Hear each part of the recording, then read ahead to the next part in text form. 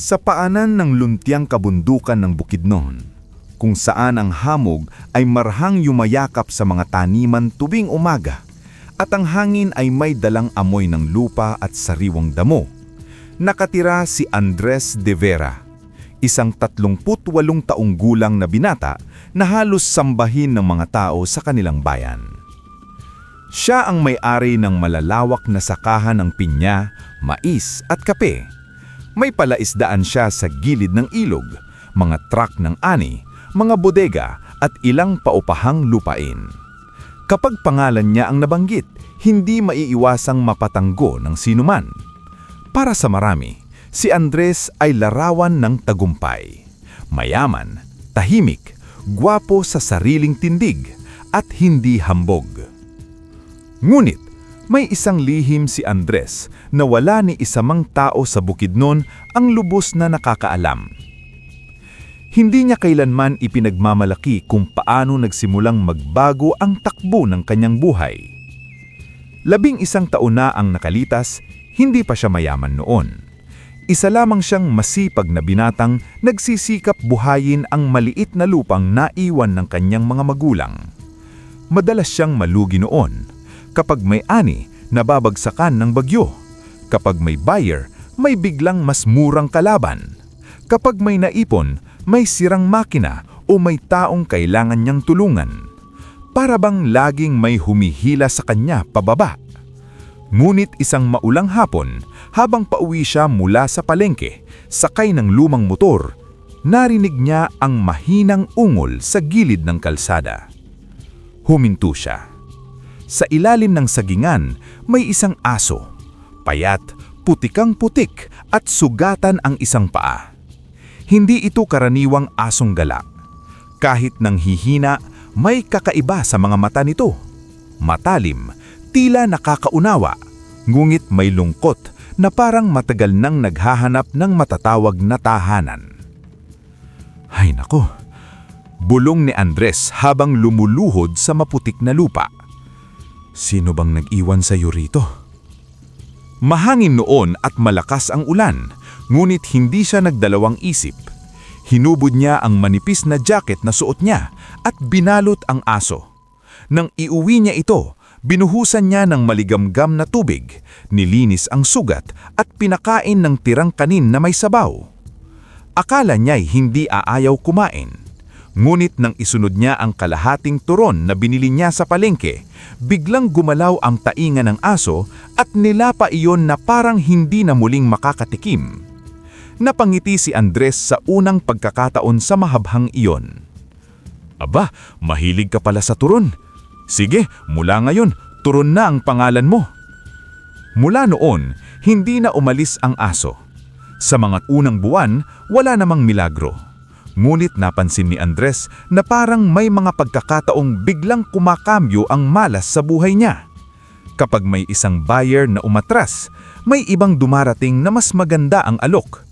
Kapag tila mamamatay ang pananim sa tagtuyot, biglang dadating ang ulan sa tamang oras. Kapag nawawalan siya ng pag-asa, laging may maliit na pagkakataong bubukas. Hindi niya masabi kung swerte lamang ba iyon o may ibang puwersang gumagalaw sa likod ng lahat. Lalong naging kapansin-pansin ang pagbabago nang minsang may dumating na negosyante sa Cagayan del Oro at gustong kunin ang buong ani niya ng pangmatagalan. Hindi nagtagal, nadagdagan ang lupang sinasaka niya. Sumunod ang mas malaking kontrata. Pagkaraan ng ilang taon, si Andres na dating lumalakad sa putikan para ibenta ang iilang sako ng mais ay may sariling opisina na, mga tauhan at mga sasakyang ginagamit sa pagdadala ng produkto. Sa kabila ng sunod-sunod na biyaya, hindi nagbago si Andres sa pakikitungo sa tao. Ganito rin ang sabi ng mga trabahador niya. Kapag may nagkasakit, siya ang nag-aabot ng tulong. Kapag may anak ang tauhang kailangang pag-aralin, siya ang unang nagtatanong kung magkano ang kulang. Kapag may nasalanta sa karating baryo, tahimik siyang nagpapadala ng bigas at gamot. Ayaw niyang pinupuri, ayaw niya ng maingay na pasasalamat. Sapat na sa kanyang alam niyang may natulungan siya. At sa bawat pag-uwi niya sa malaking bahay na ipinagawa sa gitna ng bukirin, isang nilalang lang ang laging sabik na sumasalubong sa kanya, si Turon. Hindi ordinaryong aso si Turon sa kilos pa lamang. Hindi man ito singlaki ng Mastiff o singkinis ng mga imported na lahi. Kakaiba ang tikas nito. Makinis ang balahibo nitong kulay ginto at kayumanghing na parang nagliliwanag sa sikat ng araw. Hindi ito palatahol. Mas madalas nakatingin lamang ito kay Andres na parang nauunawaan ang bawat iniisip niya. Kapag mabigat ang loob niya, lalapit ito at ipapatong ang hulo sa kanyang tuhod. Kapag may taong hindi niya mapagkatiwalaan, hindi kailanman lumalapit si Turon. Kapag may mabuting balita, paikot-ikot itong tumatakbo sa bakuran na parang mas masaya pa sa amo nito. Kakaiba ka talaga, madalas nasabi ni Andres habang hinihimas ang hulo ng aso. Minsan, pakiramdam ko, mas tao ka pa sa maraming kilala ko. Isang dapit hapon, matapos niyang kausapin ang accountant at tignan ang mga bagong lupang bibilhin, umupo siya sa balkon ng kahoy sa harap ng bahay. Tahimik ang paligid maliban sa huni ng mga hibon at pag-aspas ng dahon. Sa kanyang paanan, nakahiga si Turon at dahan-dahang numungunya ng paborito niyang turon na ipinabali pa niya sa bayan. Alam mo, kumpleto na sana ako, pero bakit parang may kulang pa rin? Tumingala si Turon. Sa edad niyang 38, alam niyang siya na ang tinuturing ng marami na pinakamatandang binatang mayaman sa kanilang lugar. Marami na ring sinabi sa kanya na panahon na raw para mag-asawa. Kung tutuusin, hindi iyon masamang payo. Gusto rin niyang umuwi sa bahay na may naghihintay sa kanya. May makakausap sa hapunan, may makakasala sa katahimikan ng gabi. Ngunit sa bawat babaeng inilalapit sa kanya ng mga tao, laging may bumibigat sa dibdib niya. May mga matang nakatingin sa kanya, oo, ngunit hindi sa kanya bilang tao, kundi sa kanyang pangalan, sa kanyang mga lupain, sa kanyang mga pera. Isang gabi, matapos ng isang handaan sa bahay ng konsehal kung saan 3 magulang ang sunod-sunod na nagpahiwatig na bagay siya sa kani-kanilang anak, umuwi siyang pagod na pagod, hindi sa katawan, kundi sa loob. Pagpasok niya sa bahay, agad sumunod si Turon. Umupo si Andres sa mahabang kahoy na upuan at marahang kinuskus ang kanyang sentido. Paano ko malalaman kung may babaeng mamahalin ako kahit wala akong pera? Tinitigan lamang siya ni Turon. Pagkaraan, tumayo ito, lumapit sa lamesa at tinapik ang supot ng Turon na hindi pa nabubuksan. Napangiti si Andres kahit mabigat ang dibdib niya. Talagang pagkain ang sagot mo sa lahat, ano? Hindi pa niya alam noon na may isang pagbisita sa isang karaniwang hapon ang magbibigay sa kanya ng dahilan para mas lalong paniwalaang ang alaga niyang aso ay hindi mula sa karaniwang mundo. Mainit ang araw noon, ngunit may banayad na hangin umiihip mula sa kabundukan. Katatapos lamang ni Andres na umikot sa bukid at suriin ang bagong tanim na pinya nang mapansin niyang kakaibang tahimik si Turon. Karaniwan, sumusunod ito sa kanya kahit saan, paikot-ikot sa paanan niya o kaya na may nauuna sa daan na parabang sinusuri ang paligid. Ngunit nang hapong iyon, nakaupo lamang ang aso sa tapat ng bahay at nakatitig sa bakuran. Tila may hinihintay. Anong meron? Tanong ni Andres habang inaabot ang isang pirasong turon mula sa platong dala ng katulong. May inaabangan ka ba? Hindi sumagot si Turon, siyempre. Ngunit tumayo ito at iniwagway ang buntot ng hindi kasing sigla ng dati. Napakunot noo si Andres. Sumunod siya sa tingin ng aso hanggang sa makita ang isang matandang lalaking dahan-dahang naglalakad sa labas ng bakod. Marumi ang laylayan ng puti nitong damit na tila hinabi sa kamay, ngulit may kung anong dignidad sa kanyang tindig. Hindi siya mukhang pulubi, hindi rin mukhang mayaman. Ang mukha niya'y may mga guhit ng katandaan, subalit ang mga matay buhay na buhay. Malalim, matalim, at tila may tinatagong daang taong kwento. Huminto ang matanda sa tapat ng gate. Bago pa man magsalita si Andres, biglang tumayo si Turon at lumapit sa matanda. Hindi ito tumahol. Sa halip, tumingala lang ito at kumawag ang buntot sa paraang hindi karaniwan. Parang kinilala nito ang bisita. Napatayo si Andres. "Magandang hapon po," bati niya. "May kailangan po ba kayo?" Ngumiti ang matanda, mabagal ngunit tiyak. "Hindi ako naparito para humingi," sabi nito sa tinig na mahina ngunit buo. "Napunta ako rito para makita siya." At tumingin ito kay Turon. Parang may malamig na daloy na dumaan sa batok ni Andres. Lumapit siya ng ilang hakbang sa matanda. "Kilala niyo po ang aso ko?" "Mas nauna ko siyang nakita kesa sayo," sagot ng matanda. Napakurap si Andres. Sumunod siya sa tingin ng aso hanggang sa makita niyang tumutulong ang luha sa mata ng matanda. "Ano pong ibig ninyong sabihin?" Umupo ang matanda sa bangkong kahoy sa may lilim ng mangga. Tila matagal na siyang pamilyar sa lugar. Si Turon namay umupo sa paanan nito, tahimik at hindi kumikilos. Pakiramdam niya'y biglang bumagal ang takbo ng hapon. Ang pangalan niya noon, sabi ng matanda, habang hinihimas ang balahibo ni Turon, ay Makisig. Napakurap si Andres. "Makisig?" Tumanggo ang matanda. "Hindi Turon." Napabuntong hininga si Andres at napailing ng bahagya. Kasi po, mahilig siya sa turon. Nung una ko siyang makita, turon ang una niyang kinain, kaya iyon na ang itinawag ko." Sa gulat niya, natawa ang matanda. Hindi malakas, kundi parang aliw na aliw lamang. "Hindi masama ang pangalang pinili mo," sabi nito. "May mga lingal na hindi nasusukat sa unang pangalang binigay sa kanila, kundi sa pangalang tinatawag ng pusong tumanggap sa kanila." Hindi agad nakaimik si Andres. Hindi niya alam kung bakit, ngulit ang mga salita ng matanda ay tila may bigat na hindi maipaliwanag. Umupo siya sa tapat nito.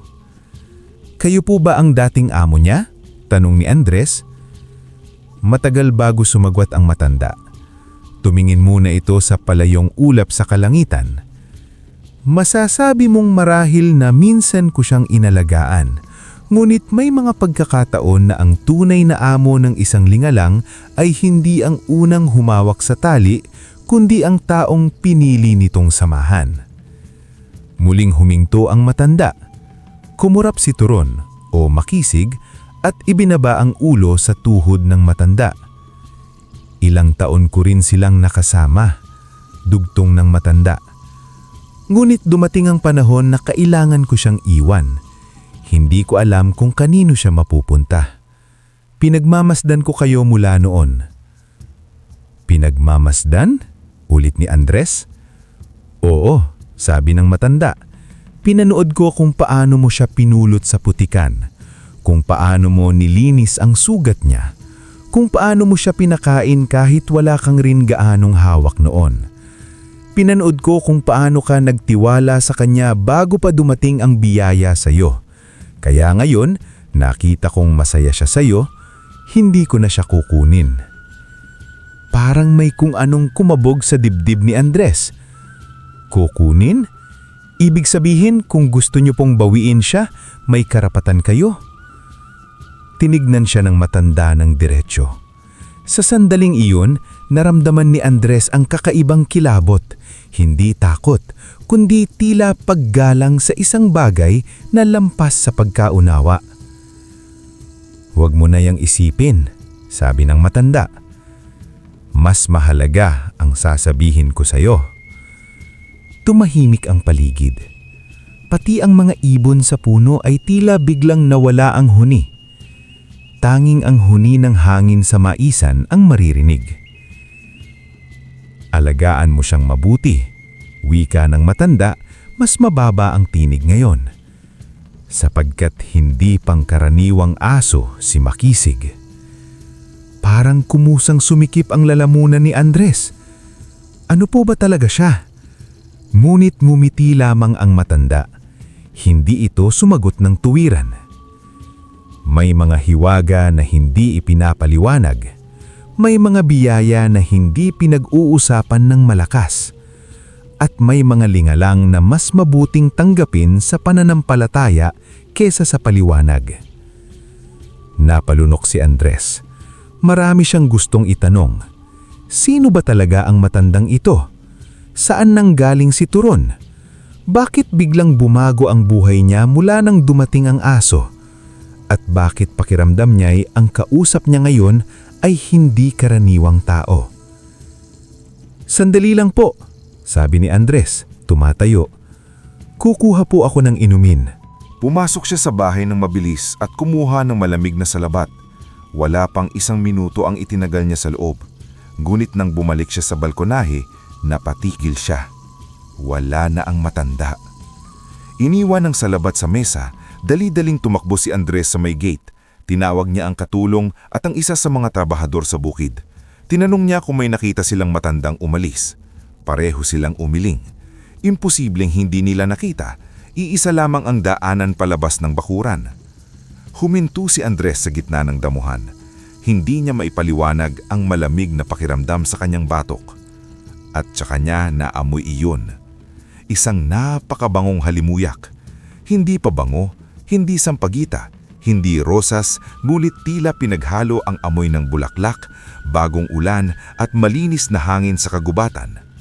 Ang amoy ay kumalat sa paligid na para bang may dumaan na hindi galing sa karaniwang mundo. Lumingon siya kay Turon. Taimik lamang ang aso, nakaupo sa tabi ng bangking pinag-upuan ng matanda at nakatingin sa kanya ng may mga matang tila mas marami pang nalalaman kaysa kayang sabihin ng tao. Mula ng araw na iyon, hindi na maalis sa isip ni Andres ang sinabi ng matanda. At sa halip na mawala ang kanyang mga pagdududa, lalo lamang tumibay ang kutob niyang ang biyayang dumarating sa buhay niya ay hindi basta bunga ng sipag at tiyaga. May hiwagang kasama si Turon. At marahil ang hiwagang iyon ang dahilan kung bakit kahit napakayaman na niya, hindi pa rin mapatahimik ang isang tanong sa dibdib niya, kung may magmamahal pa kaya sa kanya sakaling mawala ang lahat ng biyayang ito. Pagkaraan ng pagbisita ng matanda, lalong naging mapagmasid si Andres sa mga bagay na dati simpleng ipinagpapasadyos niya lamang. Sa bawat kasunduang matagumpay, sa bawat aning dumarating sa tamang panahon, sa bawat suliraning na parang kusang nalulutas, hindi niya maiwasang mapatingin kay Turon at maalala ang sinabi ng misteryosong bisita. Hindi pangkaraniwang aso si Makisig. Ngunit kung may isang bagay na hindi kayang ayusin ng hiwaga, iyon ay ang pagod na dinadala ni Andres sa pakikitungo sa mga taong lumalapit sa kanya, hindi dahil sa kung sino siya, kundi dahil sa kung ano ang mayroon siya. Nagsimula iyon sa mga simpleng paanyaya. Anak, dumalo ka naman sa binyag ng apo ni Aling Pasing, sabi ng katiwala niyang si Mang Tano isang umaga. Baka hanapin ka. Alam na agad niya ang ibig sabihin niyon. Kapag isang mayamang binata sa probinsya ay inimbitahan sa binyag, kasal, piyesta o anniversary, hindi iyon laging dahil gusto siyang makasama. Madalas, isa iyong pino at desenteng paraan para maipakita sa kanya ang kung sino-sinong babae na bagay raw sa kanya. At tama nga siya. Sa bahay ni Aling Pasing, halos hindi pa siya nakakaubos ng unang baso ng gulaman nang may lumapit ng isang ginang na nakangiting sobra. Andres, hiho, sabi nito. Naalala mo ba ang pamangkin kong si Belinda? Kakauwi lang galing Cagayan del Oro. Ang bait-bait niyan, marunong pang magluto. Lumapit ang dalaga at ngumiti. Maganda siya, maayos manamit at halatang sinanay sa pagiging kaaya-aya. Ngunit habang nakikipag-usap ito kay Andres, ilang beses nitong natanaw ang sasakyan niya sa labas at ang mamahaling relo sa kanyang kamay. Sa isa pang handaan kinabukasan, anak naman ng konsihal ang inilalok sa kanya. Sa misa ng linggo, anak ng may-ari ng hardware. Sa kasunod na linggo, pamangkin ng dating mayor. Minsan, Kahit hindi siya dumadalaw, may mga dalagang bigla na lang napapadaan sa opisina niya sa bukid, dala ng kung ano-anong pagkain. Pinadala po ito ni Mama, sabi ng isa. Baka raw gusto niya ng biko. Talaga po bang kayo mismo ang nag-aasikaso sa lahat ng negosyo nyo? Tanong ng isa pa, ngunit ang matay gumagala sa loob ng opisina at sa sertipikadong nakasangalay sa dingding. May ilan namang hindi gaanong marunong magtago. Naku, ang swerte naman ng magiging misis mo, biro ng isa, hindi na maghihirap habang buhay. Ngumingiti lang si Andres, ngulit sa loob niya, unti-unting nadaragdagan ang pagod. Hindi naman siya mapagmataas, hindi rin siya nagsasabing lahat ng lumalapit sa kanya ay may masamang intensyon, ngulit may kutubang puso na bihirang magkamali. Sa bawat tawa na masyadong pilit, sa bawat interes na mas mabilis sa pangalan ng mga lupain niya kaysa sa mga pangarap niya sa buhay, pakiramdam niya'y lalong lumalayo ang pag-asa na may isang babaeng tumitingin sa kanya bilang simpleng tao lamang. Isang gabi, habang kumakain siya ng hapunan sa ancestral house ng isa sa mga kaibigan ng kanyang yumamang ama, may puning pagtatanhal nga naman. Naku Andres, sabi ng bidyuwa na may-ari ng bahay, hindi ka na bumabata. Tingnan mo itong anak kong si Regina. Tahimik, mahinhin, marunong sa negosyo. Si Regina ay nakaupo sa tapat niya, nakabihis ng simpleng elegante. Ngumiti ito sa kanya at nagtanong tungkol sa ani. Maayos ang usapan nila sa umpisa. Ngulit nang pumunta sa usapan ang bagong bodega niya at ang balitang balak niyang bumili ng isa pang lupa sa kabilang bayan, biglang naging mas maliwanag ang mga mata ng dalaga. Ang galing niyo po talagang magpalago ng yaman, sabi nito. Siguro po ang swerte ng magiging mapapangasawa ninyo. Muli na namang tumama ang pamilyar na pagod sa dibdib ni Andres. Pag-uwi niya ng gabing iyon, hindi muna siya pumasok sa bahay. Umupo siya sa hagdanan sa labas at sumunod sa kanya si Toron. Tahimik ang paligid, tanging kulig-kulig at mahinang ungong ng hangin ang maririnig. Heto na naman tayo, bulong ni Andres habang nakatingin sa malayo. May isa na namang bait, mahinhin, maganda at bagay daw sa akin. Umupo si Toron sa tabi niya. Hindi ko alam kung masama bang isipin ito, dugtong niya. Pero bakit pakiramdam ko, wala sa kanila ang tumitingin sa akin ng totoo? Ipinatong ni Toron ang ulo sa hita niya. Napahaplos si Andres sa balahibo nito. Alam mo, kung magiging mahirap lang ako bigla, malamang wala ni isa sa mga iyon ang lilingon. Sa mismong sandaling iyon, parang may kung anong sumiklab na ideya sa isip niya. Hindi iyon biglang dumating. Marahil, matagal nang nabubuo sa kailaliman ng kanyang dibdib at ngayon lang nagkaroon ng hugis.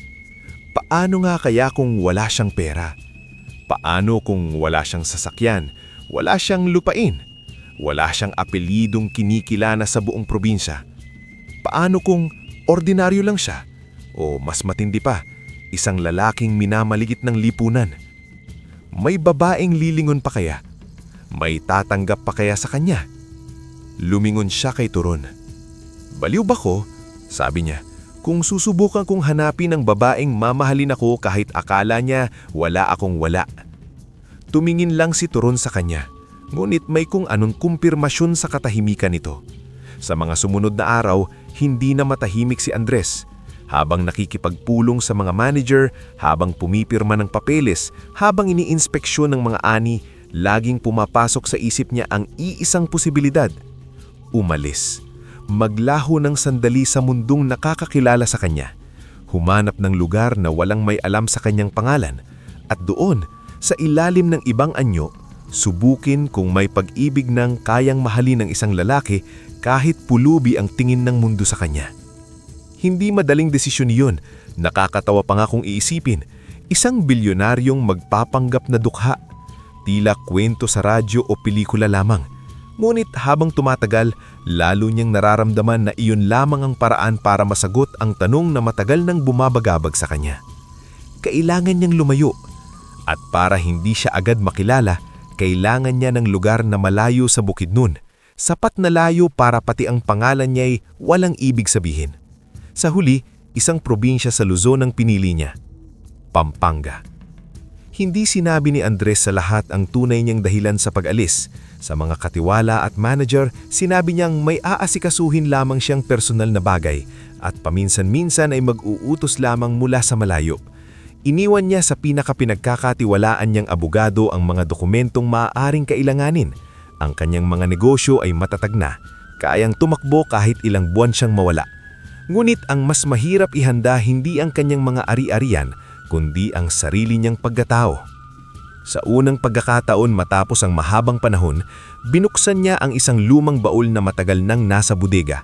Naroon pa ang mga damit niyang pinaglumaan noong panahong nagsisimula pa lamang, mga kupas na kamisa, pantalon na may tahi sa tuhod, tsinelas na luma ngunit matibay. Pinagmasdan niya ito ng matagal. "Hindi ko akalaing babalikan kita," sabi niya sa sarili habang hawak ang isang kupas na polo.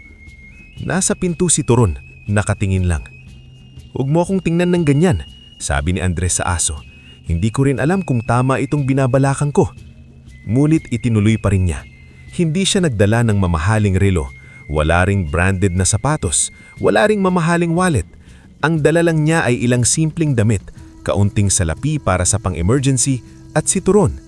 Nag-iwan siya ng malinaw na tagubilin sa mga tauhan, huwag ipaalam sa kahit sino kung nasaan siya. At sa madaling araw ng isang Lunes, sakay ng isang hindi kapansin-pansin sa sakyan na hiningi niyang huwag ihatid sa mismong sentro ng pupuntahan, nilisan niya ang Bukidnon. Mahaba ang biyahe at sa buong paglalakbay, hindi siya halos nakatulog. Hindi dahil sa kaba sa bagong lugar, kundi dahil sa bigat ng pinipiling landas. Ano ba talaga ang gagawin niya doon? Maghahanap ng babae? Magpapakilalang pulubi? Paano kung wala siyang mahanap? Paano kung makakita nga siya ng mabait, ngulit sa huli, mali rin ang maging bunga?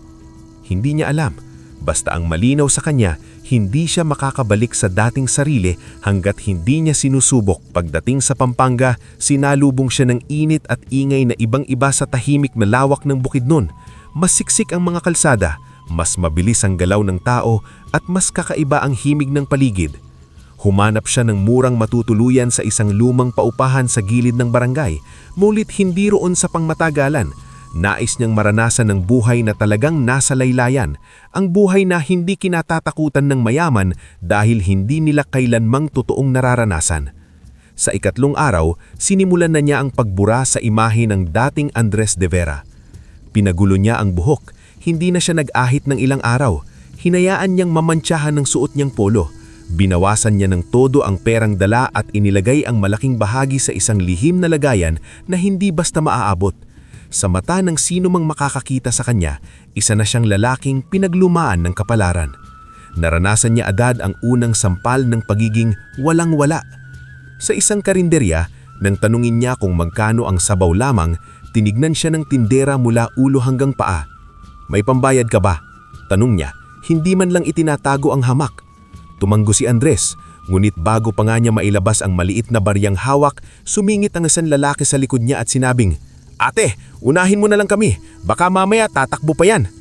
Napaatras si Andres. Hindi siya nasanay na pagdudahan bago pa siya magsalita. Bumili na lamang siya ng tinapay sa gilid at ibinahagi kay Turon. Umipon sila sa waiting shed at doon kumain. Mukhang mas mahirap pala ito kahit sa akala ko. Kumain lang si Turon ng payapa. Sa sumunod na linggo, mas marami pa siyang naranasan.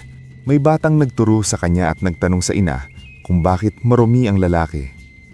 May guard na pinakiusapang palayuin siya sa tapat ng isang establishmento kahit nagpapahinga lang naman siya. May mga taong hindi siya tinitignan sa mata kapag tinatanong niya ang direksyon. May ilan namang napakabait, ngulit madalas ay mula sa mga simpleng taong sila man ay hirap din sa buhay. Isang tinderang nag-abot ng libreng tubig, isang driver na nagsabing sumilong muna siya sa terminal habang umuulan, at isang matanda na nagbahagi ng pandesal sa kanya at kay Turon. Unti-unting nauunawaan ni Andres ang isang bagay na hindi may tuturo ng yaman. May sariling anyo ng sakit ang pagiging invisible. Hindi lamang gutom ang kalaban ng mahirap, kundi ang tingin ng iba na parabang mas mababa kang tao. Sa kabila ng lahat, hindi pa rin nawawala ang layunin niya. Araw-araw niyang pinagmamasdan ng paligid. Hindi siya naghahanap ng maganda. Hindi siya naghahanap ng mayaman. Hindi rin siya naghahanap ng perpekto. Ang hinahanap niya ay isang pusong marunong tumingin sa lampas ng anyo at amoy ng isang tao. Ngulit ang buhay, gaya ng dati, ay hindi dumating sa paraang inaasahan niya. Hindi niya natagpuan ang babaeng iyon sa piyesta, o sa simbahan, o sa karinderya. Natagpuan niya ito sa isang araw na halos hindi na niya kayang tumayo. 3 gabing kulang sa tulog, 2 araw na halos tinapay at tubig lang ang laman ng tiyan, at isang mahinang lagnat na pinilit niyang huwag pansinin ang nagtulak sa katawan niyang bumigay. Tinangkapan niyang maglakad patungo sa masisilungang lugar, ngunit umikot ang paningin niya. Ang huling naalala niya bago siya bumagsak sa gilid ng kalsada ay ang malungkot na pag-ungol ni Toron. At nang muli siyang mamulat, puti na ang kisami sa ibabaw niya. Maingay ang paligid ng dahan-dahang magkamalay si Andres. May kalansing ng metal tray, yabag ng mga sapatos sa sahig, at mahinang boses ng mga taong abala. Bahagyang sumakit ang ulo niya nang pilitin niyang itaas ang paningin. Puting kisame, maputlang ilaw, amoy ng antiseptic, klinika, ospital o kung anumang lugar ng gamutan. Iyon agad ang naisip niya. Gumalaw siya ng bahagya, ngunit agad siyang pinigilan ng hilo. Dahan-dahan lang po. Isang boses ng babae ang pumasok sa kanyang pandinig. Malinaw, banayad at hindi nagmamadali. Ibinaling niya ang tingin sa pinanggalingan nito at doon niya unang nakita si Jenny. Nakauniporming itong puti na may bahagyang bughaw na trim, maayos ang buhok na nakatali at walang makapal na kululete. Hindi siya yung tipo ng ganda na sumisigaw para mapansin, ngulit may kung anong liwanag sa mukha niya. Sa paraan niyang tumingin diretsyo, ngulit hindi mapanlahit. Sa kilos niyang maingat, sa boses niyang parang kayang magpatahimik ng takot. Ano pong nangyari sa akin? Agad na tanong ni Andres, pausang tinig. Napatingin si Jenny sa paanan ng kama at bahagyang ngumiti. Kung aso niyo po ang hinahanap niyo, nasa labas lang siya ng pinto. Ayaw umalis. Ilang beses na naming pinapaalis, bumabalik pa rin. Bahagyang nabunutan ng tinig si Andres. Anong nangyari sa akin? Nahimatay po kayo sa may tapat ng butika, sagot ni Jenny habang kinukuha ang BP apparatus. May lagnat kayo, mahina ang katawan, at mukhang matagal na kayong kulang sa pahinga at pagkain. Umiling si Andres ng bahagya. Pasensya na, wala akong... Hindi niya na tinapos, ngunit halata na ang ibig niyang sabihin. Wala siyang pambayad. Nasabi na marahil yon ng itsura niya bago pa niya buksan ang bibig, ngunit hindi nagbago ang mukha ni Jenny. Wala siyang naramdamang pag-irap, paglayo o inis mula rito. Unahin muna natin ang pagbubuti ninyo, mamaya na natin isipin ang iba. Sa di kalayuan, may isang babaeng staff na nabulbol sa kasama nito, sapat ng lakas upang marinig ni Andres. Naku, dagdag na naman sa charity. Hindi na nga nagbabayad, ang baho pa ng dinala rito. Sumikip ang panga ni Andres, ngulit hindi siya kumibo. Sanay na siyang makinig sa ganoong salita nitong mga nakaraang linggo. Ang ikinagulat niya ay si Jenny. May, sabi niya sa manamig, ngulit kontroladong tono. Pasok na muna kayo sa treatment room at pakitingnan ng inventory. Ako na rito. Hindi sumagot ng pabalang ang kasama, ngunit halatang napahiya. Umalis ito. Pagkatapos ay bumalik si Jenny kay Andres, tila walang nangyari. May sugat po kayo sa braso, sabi niya habang mararang nililinis iyon. Mukhang natumba kayo ng malakas. Hindi napigilang mapangiwi ni Andres. Pasensya na po, abala yata ako. Hindi kayo abala, pasyente kayo. Simple lamang ang dalawang salitang iyon, ngunit hindi agad nakasagot si Andres. Pasyente kayo, hindi pulubi, hindi istorbo, hindi pabigat, pasyente. Sa mga araw niya sa Pampanga, bihira siyang tawaging parang tao. Tahimik siyang pinagmamasdan ni Jenny habang kinukumpas nito ang bulak at antiseptic sa sugat niya. Maingat ang mga kamay nito. Walang pandidiri. Wala rin namang sobrang awa na nakakababa ng dignidad. Sapat lamang ang tamang pag-aalaga na parang likas dito. Ano pong pangalan niyo? Bahagyang nag-alangan si Andres. Hindi naman niya binago ang pangalan niya sa pagpapanggap. Hindi niya kailangang magsinungaling sa lahat. Andres. Apelido? Nagpaiksilang sagot. Andres lang. Tumingin sa kanya si Jenny ng ilang segundo. Tila alam na may tinatago siya, ngunit hindi nito pinilit. Sige, Andres. Pagkaraan ng ilang minuto, inilapit ni Jenny ang isang baso ng tubig at 2 tableta. Inumin niyo po ito. Tiningnan ni Andres ang gamot, pagkatapos ang tubig. Wala talaga akong pambayad. Hindi ko namang po hinihingi ngayon, sabi ni Jenny. Paano kung hindi ko mabayaran? Huminto si Jenny. Pagkaraan ay umupo ito sa silyang katabi ng kama na parang gusto niyang maging malinaw ang sasabihin. Makinig po kayo, anya. Nurse ako. Trabaho kong tumulong sa may sakit. Oo, may bayarin ng gamot. May sistema ang klinika at hindi ko naman sinasabing baliwala iyon. Pero may mga pagkakataon sa buhay na mas may kailangang unahin kaysa sa resibo. Buhay muna bago bayad. Lalo na kung kaya pa naman naming gawan ng paraan. Hindi makapaniwala si Andres sa narinig. Ilang linggo na niyang pinagmamasdan ng iba't ibang anyo ng tao. Ang mapanghusga, ang abala, ang maawain pero may distansya. Ngunit ito, iba. Ano pong pangalan niya? Tanong niya ngayon. Jenny, sagot nito. Salamat, Nurse Jenny. Bahagyang ngumiti si Jenny. Iinom na po ba kayo ng gamot, Andres? Napatango siya at sinunod ang bilin. Makalipas ang halos 1 oras, nang medyo bumuti na ang pakiramdam niya, pinayagan siyang umupo sa gilid ng kama. Doon nakasingit sa pintuan si Turon. Pagkakita kay Andres, agad ditong lumapit at idinikit ang ulo sa kamay niya. Grabe, loyal ng aso nyo, sabi ni Jenny habang nakatingin kay Turon. Ayaw talagang umalis. Hinimas ni Andres ang ulo nito. Siya na lang ang pinakamalapit sa akin.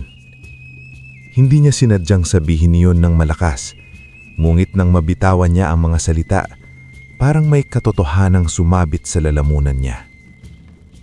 Tahimik na napatingin sa kanya si Jenny. Minsan, sabi nito, mas marunong pang maging tapat ang hayop kaysa tao. Napangiti si Andres sa unang pagkakataon mula nang dumating siya sa Pampanga na hindi pilit. Ano pong pangalan niya? Tanong ni Jenny. Turon. Napatawa si Jenny, mahina, mulit totoo. Turon? Bakit naman? Paborito niya. Talaga? Subukan niyong minsan. Sa hindi inaasahang dahilan, natawa na naman si Jenny at sa simpleng tunog na iyon, may bahaging gumaan sa dibdib ni Andres. Pag-uwi niya mamayang hapon, alam niyang babalik siya roon. Hindi upang magpanggap na mas may sakit, hindi upang samantalahin ang kabaitan, kundi dahil sa unang pagkakataon matapos ang mahabang panahon, may isang taong tumingin sa kanya ng walang halong paghusga. At ang higit na ikinagulat niya, gusto niyang muling marinig ang boses ng nurse na iyon. Mula sa araw na nahimatay siya sa tapat ng butika at napadpad sa maliit na klinikang pinagtatrabahuan ni Jenny, may nabago sa pang-araw-araw na pang-ikot ng buhay ni Andres sa Pampanga. Hindi na siya basta naglalakad ng walang direksyon o nagpapalipas oras sa waiting shed na parang taong walang hinihintay. Ngayon, may isang lugar na gusto niyang balikan. Isang munting klinika na may puting dingding, amoy antiseptic, at isang nurse na may tinig na banayad mulit buo. 3 araw siyang hindi nagpakita roon matapos ang unang gamutan. Hindi dahil ayaw niya, kundi dahil ayaw niyang magmukhang mabsamantala. Ngunit sa totoo lang, halos araw-araw niyang iniisip ang babaeng nakatingin sa kanya na parang tao pa rin siya kahit sa maruming damit at gusgusing buhok. Sa umaga, habang pinapakain niya si Turon ng tinapay at minsan ay binibilhan pa rin ng turon sa kanto, naaalala niya ang mahinang tawa ni Jenny noong sinabing paborito iyon ng aso. Sa gabi, habang nakahiga sa maliit niyang inuupahang kwarto, bumabalik sa isip niya ang mga salitang sinabi nito, "Buhay muna bago bayad." Hindi sanay si Andres na masyadong iniisip ang isang babae. Marami nang dumaan sa paningin niya sa bukid noon. Magaganda, edukada, pino kung kumilos, at halatang handang maging bahagi ng marangyanyang buhay. Ngunit walang ni isa sa mga iyon na nanatili sa isip niya ng ganito. Hindi kagandahan lang ni Jenny ang humila sa kanya. Bagamat hindi niya maikakaila na may kakaibang ningning ang babae, ang mas tumama sa kanya ay ang paraan nitong makitungo sa mahirap at pagod. Walang arte, walang pakitang tao, walang pagyayabang sa sariling kabutihan. Sa ika-4 na araw, hindi na niya napigilan ang sarili. Nagpunta siya sa klinika bitbit ng isang maliit na supot ng turon at isang plastik na lalagyan ng kapeng barako na binili niya sa murang tindahan sa kanto. Hindi niya alam kung bakit kapeng barako ang naisip niyang dalhin. Marahil dahil hindi bagay kay Jenny ang matatamis at magagaring regalo. Mas mukhang itong taong sanay sa mahabang duty at kulang sa pahinga, kaya baka kape ang mas mapakinabangan. Pagpasok niya sa klinika, agad siyang napansin ng receptionist na noong unang araw ay hindi rin gaanong natuwa sa kanya. "Oh, bumalik ka?" tanong nito habang nakataas ang kilay. "May sakit ka ulit?" "Wala naman po," sagot ni Andres ng magalang. "Nandito lang po sana ako para magpasalamat." Halatang hindi kumbinsido ang babae, ngunit bago pa ito makasagot, bumukas ang pinto sa gilid at lumabas si Jenny. Nakasuot ito ng light blue scrubs ngayon at tila kapapasok lamang mula sa isang silid. Nang makita siya, bahagyang tumaas ang kilay nito sa pagkakulat. Andres? Hindi niya napigilang ngumiti. Ako nga. Lumapit si Jenny. "Bakit? Masama ba pakiramdam mo?" "Hindi," sagot niya. "Maayos na ako. Naisip ko lang magpasalamat." At iniabot niya ang supot ng turon at ang kape. Sandaling natigilan si Jenny, saka napatawa. "Talaga? Ako pa ang dinalhan mo?" "Mahilig si Turon sa turon," sabi ng Andres. "Pero naisip ko, baka ikaw rin." Kinuha ni Jenny ang supot at may kung anong lambot sa mukha nito na hindi agad niya nabasa. "Salamat," sabi nito. "Hindi mo naman kailangang mag-abala." "Hindi po abala yon." Mula roon, nagsimula ang sunod-sunod na maiikling pag-uusap nila. Minsan, hihinto si Andres sa labas ng klinika at mag-ihintay na lumabas si Jenny para sa mabilis na break nito. Minsan na may pagbibilhan niya ito ng malamig na tubig o kape kapag halatang pagod na ito. Hindi malalaki ang ginagawa niya. Hindi rin tahasang panliligaw. Mga simpleng pag-aalalay lamang na hindi nakakaistorbo. At sa bawat maliit na sandaling pinagsasanuhan nila, lalo niyang nakikita ang tunay na pagkatao ni Jenny. Nalalaman niyang taga roon lamang ito sa Pampanga, panganay sa 3 magkakapatid, at matagal nang tumutulong sa pamilya. Ang ama nito'y dating driver, ngunit mahina na ang katawan, samantalang ang inananan ay nagtitinda sa palengke kapag may lakas. Hindi marangya ang kinikita ni Jenny bilang nurse sa maliit na klinikang iyon, ngunit sapat para maitagumod ang bahay at mapag-aral ang bunsong kapatid. "Nahihirapan ka pala," sabi ni Andres minsang magkatabi silang nakaupo sa waiting shed matapos ang ulan. Napangiti si Jenny, pero hindi iyon ngiting masaya. "Parang lahat naman may sariling hirap." "Pero hindi lahat," sagot ni Andres. "Pare-parehong marunong magdala." Sumulyap sa kanya si Jenny at tila may bahagyang pagkalito sa mukha nito. Marahil ay nagtataka ito kung paanong isang lalaking anyong lansangan ay may ganitong paraan ng pagsasalita. Ilang araw pa ang lumipas at isang hapon ay isinama siya ni Jenny sa maliit na tindahan sa kabilang kanto para bumili ng merienda. Habang naglalakad sila, pansin ni Andres ang mga tingin ng mga tao. May pagtataka, may panghuhusga, may bulonggan. Halatang hindi karaniwang nakikitang may kasamang gaya niya si Jenny. Hindi sa bago sa gayong mga tingin. Ngunit sa pagkakataon nito, iba ang pakiramdam. Ayaw niyang madamay si Jenny sa paghamak na dinaranas niya. "Pwede namang hindi ka sumama sa akin sa labas," sabi niya habang hinihinto sila sa tapat ng tindahan. Binalingan siya ni Jenny. Bakit? Maraming tumitingin. At ano? Sagot Jenny. Tumihim si Andres. Baka kung ano-anong sabihin nila. Hayaan mo sila. Napatahimik siya.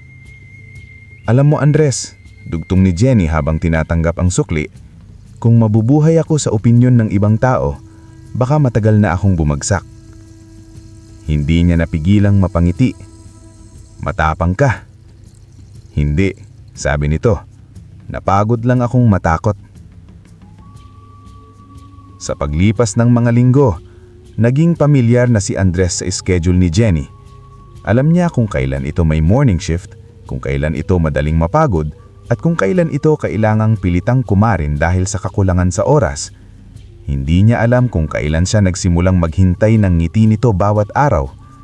Hindi rin niya namalayan na si Turon ay parang lalo ring naging malapit kay Jenny. Tuwing nakikita ito ng aso, agad itong kakawag ang buntot at tila gustong magpasinta rin sa sariling paraan. Parang mas gusto pa ako ni Turon kesa sayo, biro ni Jenny minsan habang hinihimas ang ulo ng aso. Natural, may pag-asa kasi siyang bigyan mo ng turon. Napatawa ng totoo si Jenny at sa munting tunog na iyon, may humalos sa puso ni Andres na hindi niya nararanasan ng mahabang panahon. Ngunit habang lumalalim ang kanilang pagkakaibigan, lalo ring lumilinaw sa kanya ang panganib ng ginagawa niya. Sa bawat araw na nakikilalo siya ni Jenny, mas lalo rin siyang nalulubog sa isang kasinungalingan ng hindi pagsasabi ng buong katotohanan. Hindi naman niya sinasabing mayaman siya, ngunit hindi rin niya sinasabing hindi siya ang taong iniisip ni Jenny. At sa unang pagkakataon mula nung umalis siya ng Bukidnon, tinanong niya ang sarili kung hanggang kailan niya kayang itago ang lahat. Hindi pa niya alam ang sagot. Ang alam niya lang ay sa bawat pagdaan ng araw, hindi na lamang siya naghahanap ng babaeng mamahalin siya kahit pulubi ang tingin niya sa kanya. Natagpuan niya na ito. At iyon ang mas lalong nakakatakot. Hindi nagtagal, nagsimulang mapansin ng mga tao sa paligid ni Jenny ang madalas na pagdating ni Andres sa klinika. Nung una ay simpleng pagtataka lamang iyon. Ang gusgusing lalaking may kasamang aso ay naging pamilyar na mukha sa tapat ng waiting area. Minsan may dalang kape, minsan nakaupo lang sa waiting shed na parang kontento nang makita si Jenny kahit sa malayo. Ngunit habang tumatagal, nagkaroon ng kulay ang mga tingin. At sa maliit na lugar na mabilis ang dila ng tsismis, hindi kailanman nananatiling inosente ang mga simpleng bagay. Jenny, may nangliligaw na pulubi sa'yo. Biro ng isang kasama niya sa duty isang tanghali habang nag-aayos sila ng mga chart. Hindi sumagot agad si Jenny. Nagpatuloy lamang siya sa pagsusulat. Oh, baka boyfriend mo na. Dagdag pa ng isa. Mas malakas ang boses para marinig ng iba. May ilan pang nagtawanan. Hindi sila tuwirang masama, ngunit ang paraan nila ng pangaasar ay iyong uri na tumatagos dahil nakabalot sa biro. At sa likod ng bawat halakhak ay may nakatagong husga. Hindi siya pulubi, sagot ni Jenny ng payapa. Ano pala, model? Muling nagkahalakhakan ng dalawa. Napabuntong hininga si Jenny, ngulit hindi na niya pinatulan. Sa bahay, hindi rin siya nakaligtas. Isang gabi, nadatnan siya ng ina niyang naghahanda ng hapunan. Habang hinihiwa ang kamatis, tila nagdadalawang isip pa bago magsalita. Anak, sabi nito, totoo bang may lalaking laging naghahatid sa iyo sa kanto? Hindi naman naghahatid, naglalakad lang kami minsan. Siya ba yung... Sabi ng kapitbahay, laging marumi raw ang damit. Napatingin si Jenny sa ina. Wala namang galit sa mukha nito, puro pag-aalala lamang. Oo, sagot niya. Huminto sa paghiwa ang ina. Mabuti ba siyang tao? Lalong tumahimik si Jenny. Sa dami ng tanong na pwedeng itanong ng isang ina, yun pa talaga ang pinili nito. Hindi kung may pera ba, hindi kung may trabaho ba, hindi kung may mapapala ba siya. Mabuti siya, sagot niya sa wakas. Tumanggo ang ina ngunit hindi agad nagsalita. Mabuti yun, anito. Pero mag-iingat ka pa rin. Minsan, hindi sapat ang kabutihan para mapakain ng pamilya. Hindi masakit ang pagkakasabi, pero totoo. At yun ang unang pagkakataong kinabahan si Jenny sa nararamdaman niya para kay Andres. Hindi niya maipaliwanag kung bakit siya nahahatak sa lalaking iyon. Hindi ito gwapong-gwapo sa karaniwang sukatan, lalo na't pinabayaan nitong maging magulo ang buhok at magaspang ang anyo. Wala rin itong maayos na trabaho, o hindi bababay, yun ang alam niya. Ngunit tuwing kausap niya ito, nakakaramdam siya ng isang uri ng kapanatagan na bihirang ibinibigay ng iba. Maingat itong magsalita, marangal ang mga mata. Hindi ito bastos, hindi mapilit, at higit sa lahat, pinapakinggan siya nito. Hindi lamang naririnig, pinapakinggan. Minsan, yun na ang pinakamahalagang anyo ng pag-ibig na hindi pa naipangangalanan. Isang hapon, habang pauwi silang dalawa at si Turon mula sa klinika, may ilang tambay sa kanto ang nakapansin sila. Isa sa mga lalaki ang bumuga ng usok ng sigarilyo at nagsalita ng sapatang lakas upang marinig nila. "Oh, nurse, hindi ka ba nahihiya? Ang ganda-ganda mo tapos pulubi lang ang kasama mo?" Nagtawa na ng iba. Tumigil si Andres sa paglalakad, bumigat ang balikat niya. Hindi bago sa kanya ang insulto, ngulit sa pagkakataong iyon, gusto niyang maglahok dahil si Jenny ang nadadamay. Bago pa siya makasalita, nauuna nang humarap si Jenny sa mga tambay. Hindi siya sumigaw, hindi rin siya nagmura, ngunit matigas ang mukha niya. Mas nakakahiya ang malakas ang katawan pero walang pinagkakaabalahan kundi manghamak ng iba. Natahimik ang grupo. May isa pang nagtangkang tumawa ngunit umatras din nang makita ang diretsahan niyang tingin. "Lakad tayo," sabi ni Jenny kay Andres na parang wala nang nangyari. Nagpatuloy sila.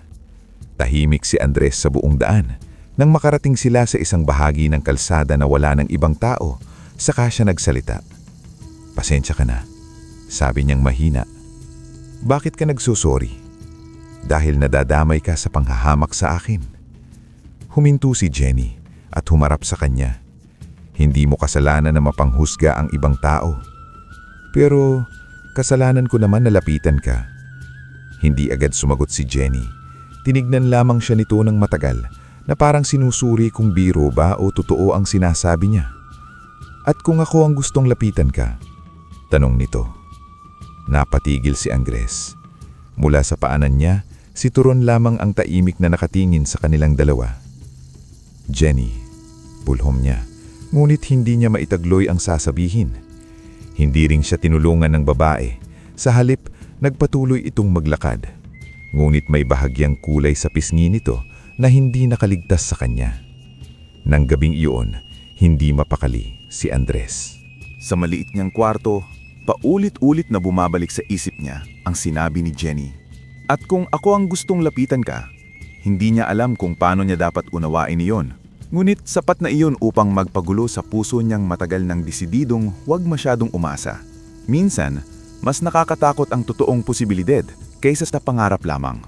Lumipas pa mga araw at sa bawat pangungutya ng iba, mas lalo lamang tumitibay ang taimik na samahang nabubuo sa pagitan nila. Hindi sila hayagang magkasintahan, wala pang malinaw na usapan. Ngunit may mga kilos nang hindi na kayang itago ng pagkakaibigan lamang. Ang paraan ng paghihintayan nila, ang pag-aalala kapag hindi nagpapakita ang isa, ang maliit na lungkot kapag maikli lang ang oras na magkasama sila. Isang gabi, matapos ang mahabang shift ni Jenny, nadatnan niya si Andres sa tapat ng klinika. Nakaupo sa bangko at may hawak ng supot ng pagkain. "Hindi ka pa umuwi ah?" tanong niya. "Ikaw din ah?" sagot nito. "Duty ako." "Teka, may dala akong lugaw. Akala ko hindi ka na naman kakain sa tamang oras." Bahagyang napatawa si Jenny habang tinatanggap ang supot. "Parang ikaw pa ang nag-aalaga sa akin. Pwede naman siguro yun minsan." Sa simpleng linyang iyon, may katahimikang bumalot sa kanilang dalawa. Hindi ito awkward, hindi rin masakit. Isa iyong katahimikang puno ng mga salitang hindi pa kayang sabihin ng diretsahan. At sa gitna ng ilaw sa poste, mahinang hangin at maamong pag-upo ni Turon sa paanan ni Nga, Doon tuluyang inamin ni Jenny sa sarili ang bagay na ilang linggo na niyang iniiwasan. Nahuhulog na siya. Hindi sa pera, hindi sa anyo, kundi sa isang lalaking ang taning maipapakita sa kanya ay kabutihang hindi marunong magkunwari. Hindi pa niya alam na ang mismong katangiang iyon ang susubok sa kanya ng higit kaysa sa inaakala niya. Walang eksaktong araw kung kailan naging malinaw sa kanilang dalawa na ang namamagitan sa kanila ay hindi na basta mabuting samahan. Wala ring malaking pagtatapat sa ilalim ng ulan o maringalang panliligaw na may bulaklak at gitara. Sa halip, dumating ang pag-ibig nila sa paraang tahimik ngunit matibay. Sa paghihintayan, sa pag-aabutan ng pagkain, sa mga simpleng tanong na, kumain ka na ba? At sa pagkilala sa isa't isa nang hindi pinapaganda ang katotohanan.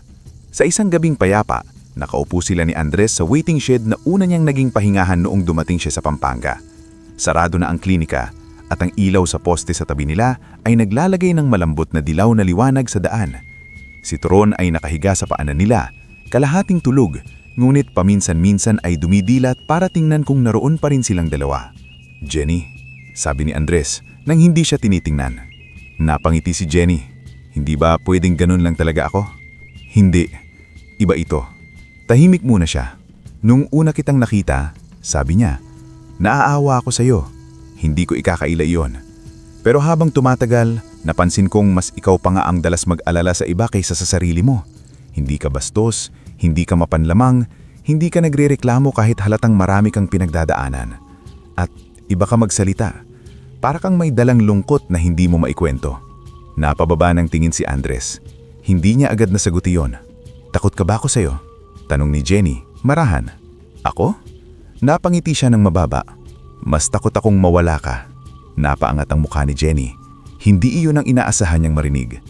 Sandaling nagtagpo ang kanilang mga mata at sa pagkakataong iyon, wala nang kailangang gawing biro ng alinman sa kanila. "Hindi kita pinapangakuan ng marangyang buhay. Wala akong maibibigay na malaki. Wala akong maipapakitang seguridad. Ang meron lang ako." Hinto siya at napatingin kay Turon bago muling tumingin kay Jenny. Pusong totoo. Hindi sumagot agad si Jenny. Ngunit iniabot nito ang kamay at marahang hinawak ang kamay ni Andres. Sapat na yun para magsimula. Mula roon, hindi na nila itinago pa sa isa't isa ang damdamin nila. Hindi man nila inanunsyo sa buong mundo, malinaw na sa kanilang dalawa na pinili na nila ang isa't isa. Ang problema, hindi madali sa iba na tanggapin ang iyon. Nang mabalitaan ng ilang kasamahan ni Jenny na sinasagot na niya si Andres, umalingaw-ngaw na naman ang sarit-saring reaksyon. "Jenny, sayang ka. May propesyon ka. Maganda ka. Bakit diyan pa sa walang-wala? Baka namang gumagamit lang ng drama yan para kaawaan mo." Bulong ng isa. Sa bahay, mas mabigat ang usapan. Tahimik ang ama ni Jenny nung sabihin niyang may mahal na siya. Ngunit nung napansing si Andres ang tinutukoy niya, dumilim ang mukha nito. "Anak," sabi ng ama, "hindi kami mayaman. Hindi rin tayo pinalad sa buhay. Kaya nga gusto naming kahit paano, mapunta ka sa taong hindi mo na kailangang butahin." "Hindi ko naman siya bubutahin, tay." "Sigurado ka?" Mabigat ang gabing iyon. Umiyak si Jenny mag-isa sa kwarto hindi dahil pinipigilan siya ng pamilya, kundi dahil alam niyang may katotohanan ang takot ng mga ito. Mahal niya si Andres, pero hindi niya rin ikakailang walang katiyakan ng buhay na pinapasok niya. Nurse siya, oo, ngunit hindi malaki ang kita niya. Kung siya pa magiging sandalan nilang dalawa, paano na ang pamilya niya? Paano ang mga pangarap nilang simpleng makaahon? Kinabukasan, nakipagkita siya kay Andres sa lumong waiting shed. "Takot ka na?" Tanong nito agad nang makita ang mga mata niyang namumugto. "Hindi sa'yo," sagot ni Jenny. "Sa buhay." Tahimik si Andres. "Hindi ako natatakot maghirap," dugtong niya. "Sanay na ako roon. Pero natatakot akong dumating ang araw na kailangan kong isakripisyo ang pamilya ko dahil sa pinili kong pag-ibig." Parang piniga ang dibdib ni Andres sa sinabi niya. Gusto niyang sabihin agad ang totoo. Gusto niyang sabihin na kaya niyang ibigay ang lahat, na kaya niyang paginhawa hindi lamang siya kundi ang buong pamilya nito. Ngunit kung gagawin niya iyon ngayon, hindi ba't masisira ang lahat ng dahilan ng pagpunta niya roon? "Jenny," sabi niya ng mabagal, "hinding-hindi kita ilalagay sa buhay na ipahahamak ka." Pumikit siya sandali. "Pero wala kang may papangako, di ba?" Masakit man, yun ang katotohanan. "Wala," sagot ni Andres. Lumingon si Jenny sa malayo. Matagal bago ito muling nagsalita. Pero bakit gusto ko pa ring sumugal? Tumingin si Andres sa kanya at sa sandaling iyon, ramdam niyang ito na marahil ang pinakamatinding anyo ng pag-ibig na maaaring ialay ng isang tao. Ang pumili kahit walang kasiguraduhan. Hindi siya lumuhod. Wala siyang singsing na mamahalin. Wala ring magandang lugar. Ngunit sa ilalim ng madilim na langit at ilaw ng iisang poste, marahayang kinuha ang mga kamay ni Jenny. Pakakasalan mo ba ako? Tanong niya. Napatitig sa kanya si Jenny. May luha sa gilid ng mga mata nito, ngunit wala nang pagdadalawang isip sa gitna noon. Oo, sagot niya. Ang naging kasal nila ay maliit, simple at halos walang dekorasyon. May ilang kamag-anak ni Jenny na dumalaw ng may halong awa at panghihinayang. May ilang kapitbahay na dumalaw dahil sa usisa. Ang iba na may dumalaw dahil tunay silang natutuwa sa pag-ibig, gaano man ito kahirap unawain. Si Andres ay nakasuot ng malinis, mulit simpleng polo. Si Jenny naman may payak na puting bestida na hiniram at ipinatahi ng kaunti para magkasya ng maayos. Walang engranding handaan. Kaunting pansit, puto, lumpia at ilang bilaw ng pagkain mula sa mabubuting kapitbahay. Sa gilid ng munting seremonya, nandoon si Turon, tahimik na nakaupo na parabang alam nito ang kahalagahan ng araw. Marami ang nagbulong-bulungan. Sayang talaga. Maganda pa naman si Jenny. Bakit kaya pinatulan ng lalaking yan? Ngulit wala ng puwang ang mga bulong na iyon sa puso ni Jenny ng araw na iyon. Nang hawakan niya ang kamay ni Andres at marinig ang sarili niyang pagsagot ng oo sa harap ng munting altar, ang nakita niya ay hindi isang pulubi. Ang nakita niya ay isang lalaking pumiling maging totoo ang puso kahit wala itong may pakitang yaman. At para kay Andres, iyon ang sandaling pinakamatagal niyang hinintay sa buong buhay niya. Sa unang gabi nilang mag-asawa, habang nakaupo sila sa maliit nilang inuupahang bahay at pinaghahatian ng natirang pagkain mula sa kasal, napatitig siya kay Jenny sa liwanag ng iisang bumbilya. Sigurado ka pa rin ba? Tanong niya. Napatawa si Jenny. Kasal na tayo. Ngayon ka pa nagtatanong? Hindi, seryoso. Inilapag ni Jenny ang kutsara at tinitigan siya. Oo, sigurado ako. Hindi na siya nakapagsalita pa. Sa dibdib niya kasabay ng ligaya ay ang bigat ng lihim na lalo nang naging mahirap dalhin. Dahil ngayon, hindi na lamang puso niya ang nakataya, kundi ang tiwalang buong-buo ang ibinigay niya ng babaeng pumili siya sa gitna ng wala. Sa mga unang buwan ng pagsasama nila, natutunan ni Jenny ang maraming bagay tungkol kay Andres bilang asawa. Tahimik pa rin ito, ngulit maalaga sa paraang hindi maingay. Gigising ito ng mas maaga para ipaghanda siya ng simpleng almusal bago ang duty. Kapag gabi na at pagod siyang umuuwi, madalas ay may nakahandang mainit na sabaw o kahit lugaw man lamang. Hindi marunong si Andres sa maraming putahe, ngunit marunong itong magsikap. At sa bawat maliliit na gawain iyon, lalong lamang tumitibay sa puso ni Jenny na tama ang pinili niya. May kakaiba rin sa buhay nila na hindi niya agad may paliwanag. Bagamat simple lamang ang bahay at payak ang kabuhayan, tila hindi sila kailanman lubusang nauubusan. Kapag may kailangang bayaran, may dumarating na paraan ng hindi niya inaasahan. Minsan ay may biglang overtime pay. Minsan naman ay may pasyenteng nag-abot sa kanya ng pasalubong na pwede nilang kainin ng ilang araw. May mga pagkakataon tila kusa na lamang na iaayos ang mga problemang dapat sana ay matagal nang dumidiin sa dibdib nila. Mapalad yata tayo, sabi minsan ni Jenny habang inaayos ang kanilang maliit na mesa. Tahimik lang si Andres at tuwing sasabihin iyon ni Jenny ay palagi niyang raramdaman ang parehong kurot sa konsyensya. Hindi niya kasinungalingang sinabi sa sarili noong una na pansamantala lamang ang lahat, na kapag sigurado na siyang totoo ang damdamin ni Jenny, magtatapat din siya. Ngunit habang lumalalim ang pagsasama nila, lalong nahihirapan siyang hanapin ang tamang sandali. Sa bawat umagang nakikita niya si Jenny na nagtitiwala sa kanya ng buong buo, Sa bawat gabing yumuyuko ito sa pagod at sumisiksik sa tabi niya para matulog, lalo siyang natatakot na sirain ang lahat ng iyon sa isang katotohanang pwedeng magmukhang malaking panlilinlang. Dumating ang pagsubok sa paraang hindi niya mapipigilan. Isang gabing halos katatapos lamang ni Jenny sa duty, nadatnan niya sa bahay ang bunsong kapatid niyang si Joel na hingal at namumutla. "Ate," sabi nito, halos maiyak. "Nasa ospital si tatay." Parang huminto ang mundo ni Jenny. Nalaman niyang biglang bumagsak ang ama niya habang nagbubuhat sa palengke. Dinala ito sa mas malaking ospital sa bayan at ayon sa doktor, kailangan itong operahan sa lalong madaling panahon. Hindi pa man niya lubos na nauunawaan ng lahat, narinig na niya ang pinakamabigat sa lahat ng salita. Kailangang maghanda ng malaking halaga. Halos manginig ang kamay ni Jenny habang hawak ang cellphone. Hindi sapat ang naipon niya. Malayo pa sa sapat. Kahit isang nila ang lahat ng gamit nila, kulang pa rin. Nang ganing iyon, parang bumigay ang lahat ng tapang niya. Umupo siya sa gilid ng kama at napaiyak. Hindi iyong tahimik na pagluha lamang, kundi iyong pigil na daing ng isang taong matagal nang lumalaban at sa wakas ay tinamaan sa bahaging pinakamahina.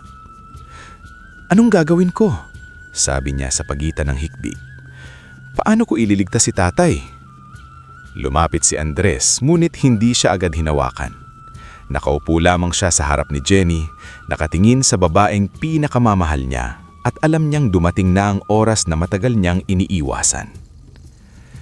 "Jenny," sabi niya ng mahinaon, "makinig ka sa akin." "Hindi," umiling si Jenny. "Wala na tayong malalapitan. Wala.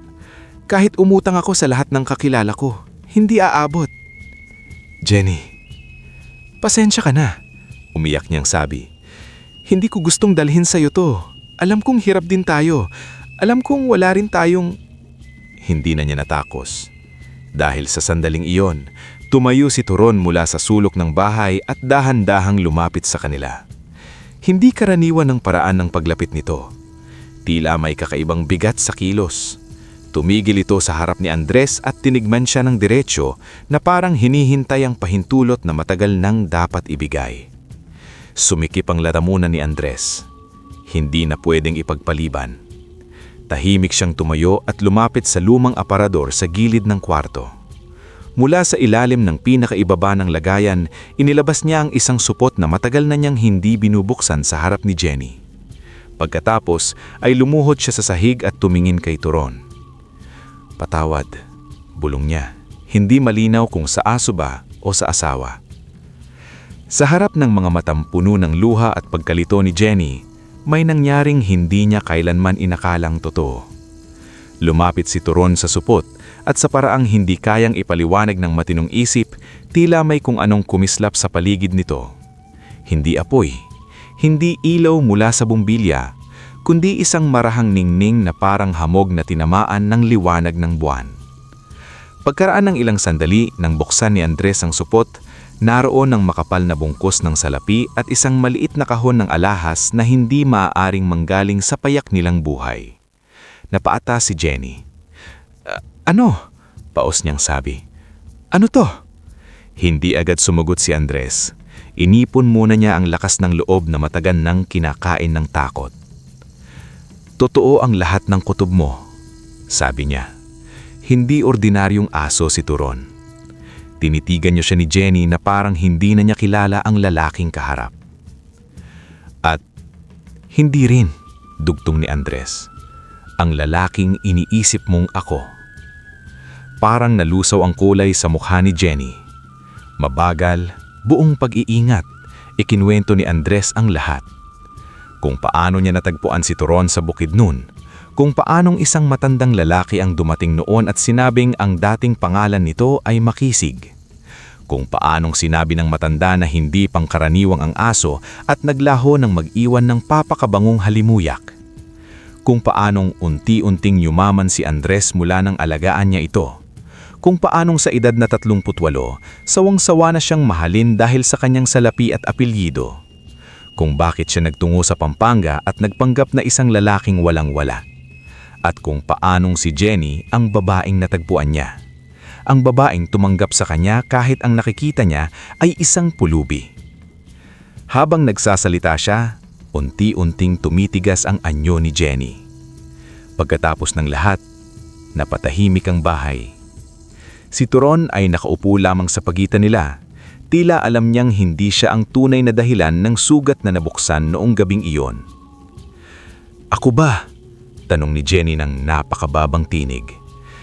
"Isang pagsubok lang." Parang sinaksak sa dibdib si Andres. "Hindi," agad niyang sabi. Hindi kailanman. Pero sinubok mo ako." Jenny, pinakasalan mo ako habang alam mong hindi kita lubos na kilala. May mga luhang dumaloy sa pisngi niya, ngulit ang mas masakit ay hindi ang pag-iyak nito, kundi ang kapirasong pagkamuhi sa mga matang dating puno ng tiwala. "Nagtiwala ako sa'yo. Lahat ng meron ako, ibinigay ko sa'yo ng walang tanong. Tapos malalaman ko na kaya mo palang bilhin ng buong baryong ito kung gusto mo?" "Hinding-hindi kita binili." "Hindi nga," sabi niya, nanginginig ang buses.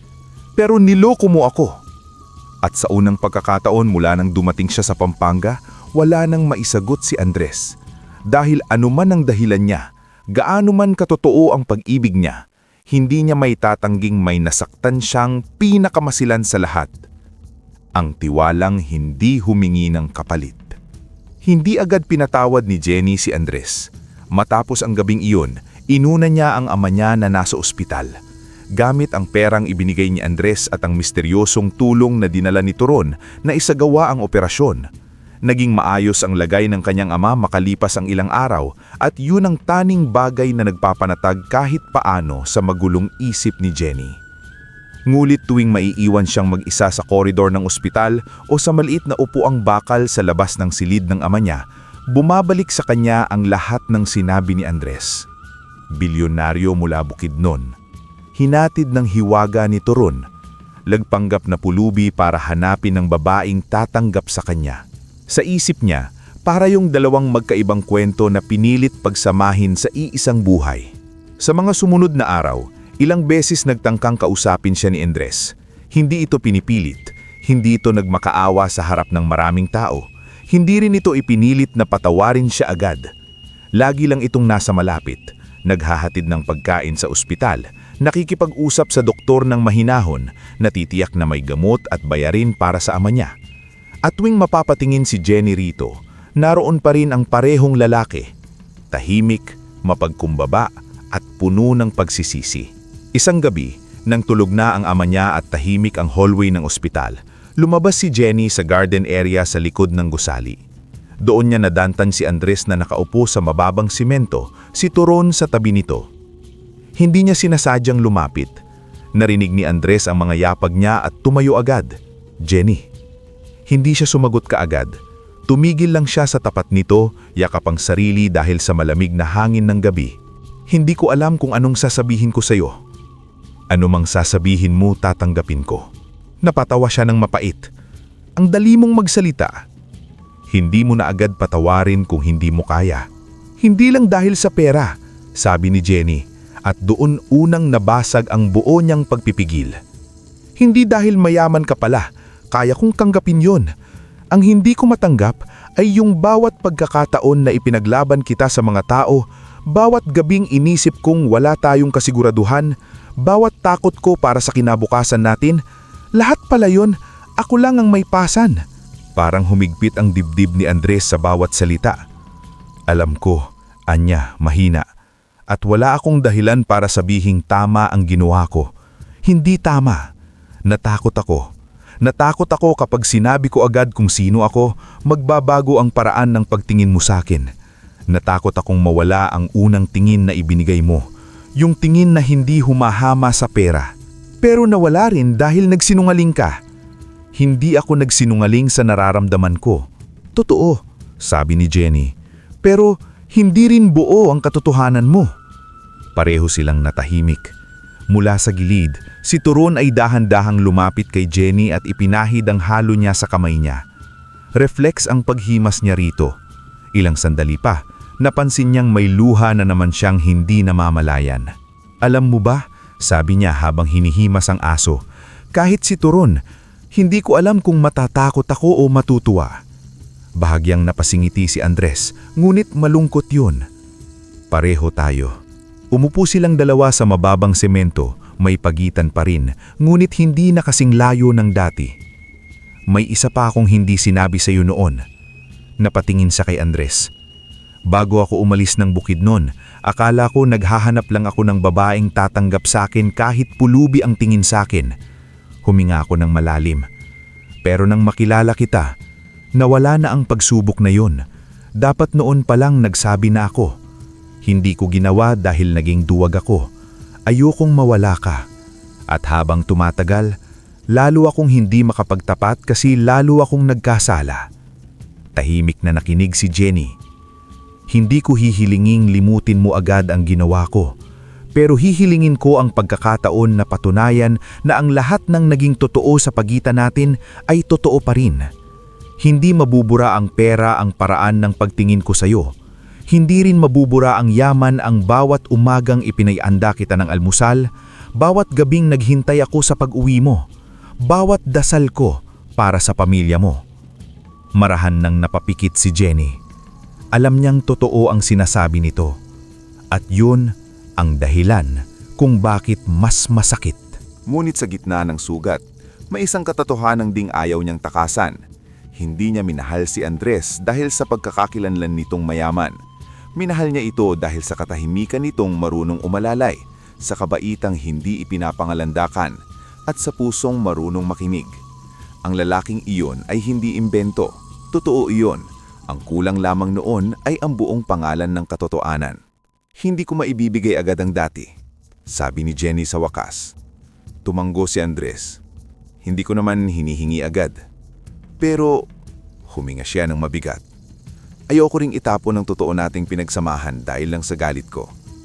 Napababa ng ulo si Andres at sa unang pagkakataon mula nang mabunyag ang lahat, pumatak ang isang luhang hindi na nito napigilan. Sapat na sa akin ang pagkakataong iyan, sabi niya. Mula roon, hindi naging magic ang paghihilom.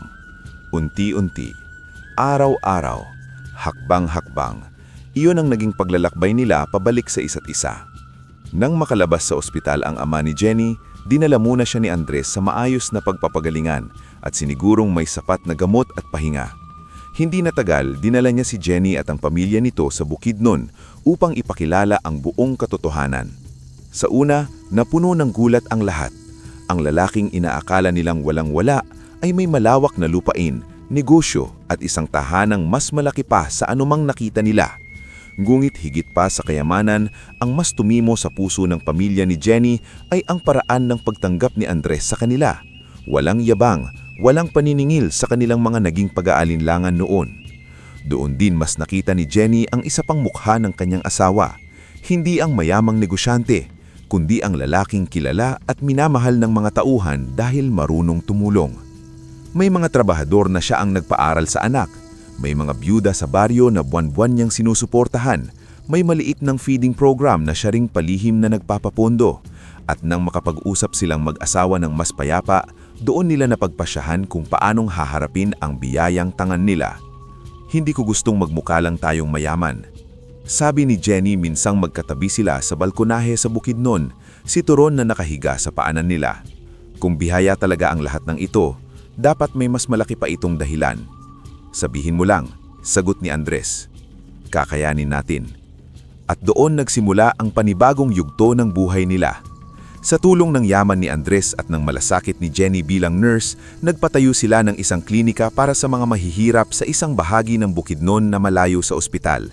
Naglunsad sila ng libreng konsultasyon at gamot para sa mga pamilyang hindi kayang magpagamot.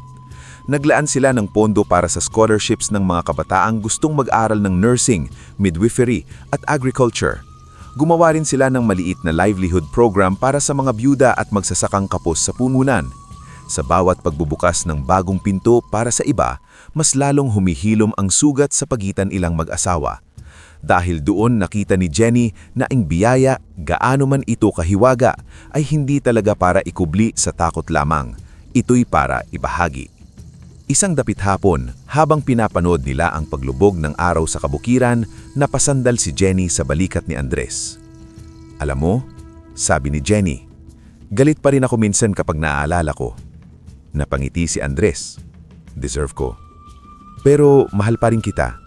Napapikit Andres, tila tinanggap ang salitang matagal niyang hindi inaasahong maririnig muli ng buong buo. "Mahal din kita," sagot niya. Sa ibabaw nila, si Turon ay paikot-ikot tila masaya sa hanging hapon. Nang huminto ito sa tabi nila at tumingala, sumagi muli sa isip ni Jenny ang misteryosong matanda na nag-iwan daw ng napakabangong halimuyak at nagsabing makisig ang dating pangalan ng aso. "Sa tingin mo," tanong ni Jenny, "sino talaga ang matandang iyon?" Napatingin Andres kay Turon, saka nagumiti ng bahagya. "Hindi ko alam, pero minsan iniisip ko, may mga biyayang ipinagkakatiwala lang sa tamang tao." Hinimas ni Jenny ang ulo ni Turon. "At sa tamang panahon." Sa malayo, dahan-dahang lumubog ang araw sa likod ng mga bundok ng Bukidnon at sa gintong liwanag na bumalot sa lupaing minsang nagbigay ng yaman sa isang binatang hungkak ang puso, natagpuan sa wakas ang mas mahalagang kayamanan. Hindi ang salipi, hindi ang hiwaga, kundi ang isang pag-ibig na nasubok sa kahirapan, nasugatan sa katotohanan, at sa huli piniling maging biyaya hindi lamang para sa isa't isa, kundi para sa marami.